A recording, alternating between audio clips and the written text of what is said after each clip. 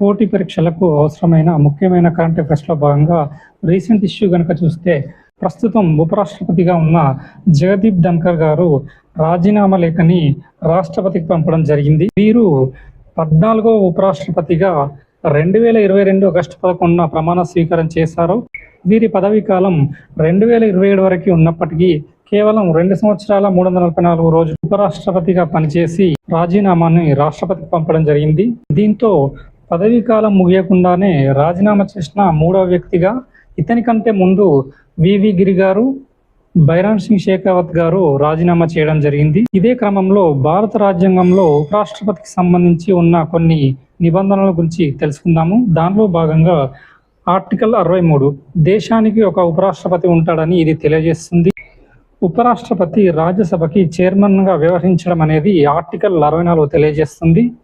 Article 65 అనేది భారత రాష్ట్రపతి పదవి ఖాళీ ఏర్పడితే ఉపరాష్ట్రపతి తాత్కాలిక రాష్ట్రపతిగా పనిచేస్తారు. ఆర్టికల్ 66 అనేది ఉపరాష్ట్రపతికి కావాల్సిన అర్హతలు. అందులో ముఖ్యమైనవి భారతీయ పౌరుడై ఉండి 35 సంవత్సరాలు నిండి ఉండాలి.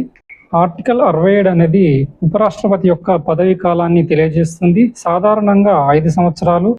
5 సంవత్సరాల కన్నా ముందే రాజీనామా చేయాలనుకుంటే రాజీనామాను రాష్ట్రపతికి ఆర్టికల్ 67A ప్రకారం సమర్పించవలసి ఉంటుంది.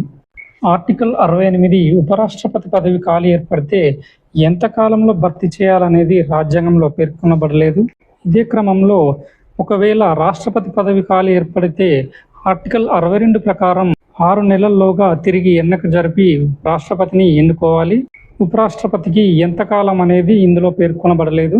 మరొక ఆర్టికల్ 69 రాష్ట్రపతి సమక్షంలో ఉపరాష్ట్రపతి ప్రమాణ స్వీకారం చేయడం జరుగుతుంది. ఇదే క్రమంలో ఉపరాష్ట్రపతిని తొలగించడానికి అభిశంసన తీర్మానం ప్రవేశపెట్టడం జరుగుతుంది. దాని గురించి తెలుసుకుందాము.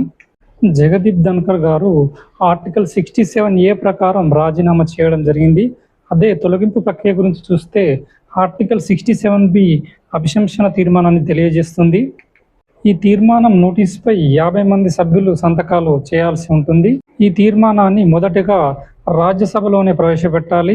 2 సభలు అనగా రాజ్యసభ, లోక్సభ సాధారణ మెజారిటీతో తప్పకుండా ఆమోదించాల్సి ఉంటుంది.